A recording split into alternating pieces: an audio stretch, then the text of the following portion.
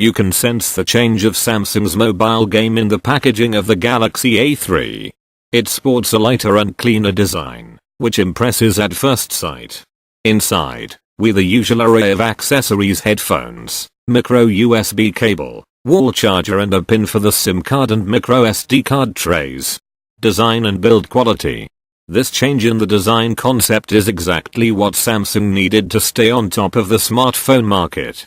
Happily, the Galaxy Alpha and Galaxy Note 4 aren't concept devices and have inspired the mid-range lineup of the company as well as the high-end. It all starts off with that aluminum metal frame. It sets the tone for the entire smartphone and keeps the thin profile in check.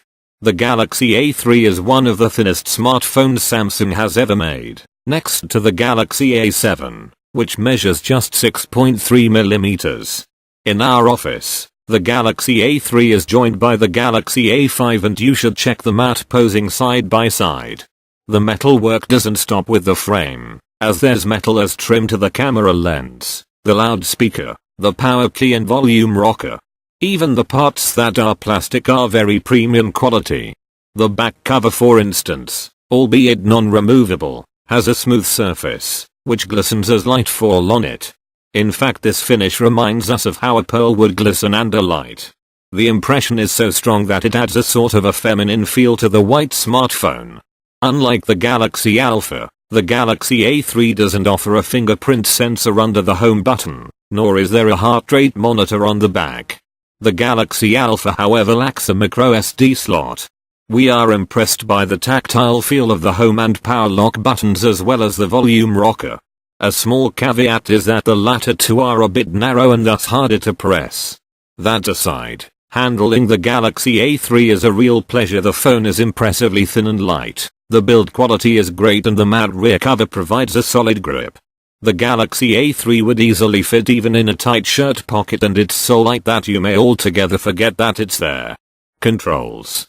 Above the display we find an earpiece, the usual bunch of sensors and a high-resolution 5MP selfie snapper.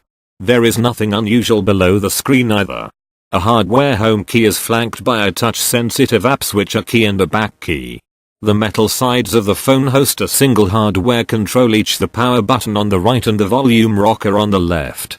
Both are made of metal, but as we mentioned their slimness is a bit of an issue. The microSD and nano SIM trays are on the right hand side, easily ejectable with the provided metal pin. In contrast, the original Galaxy Alpha smartphone didn't offer a microSD storage expansion, but it did allow you to access and remove the battery. The top of the phone features only the secondary microphone, which is used for ambient noise cancellation in calls.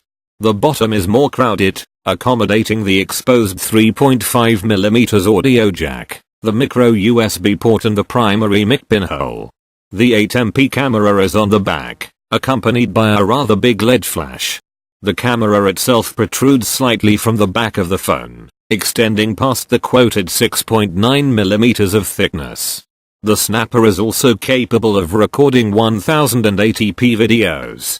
Out of reach, below the back panel, is hidden a 1900 mAh battery. Unfortunately, it's not user accessible. Overall, we are pleased with the build quality and the way the Galaxy A3 feels in hand.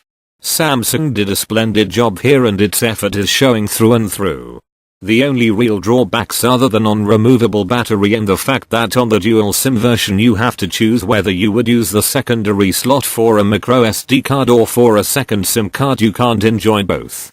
Other than that, the Galaxy A3 is a solid piece of kit and we're glad to see Samsung expand this design language across more affordable phones than the Galaxy Alpha.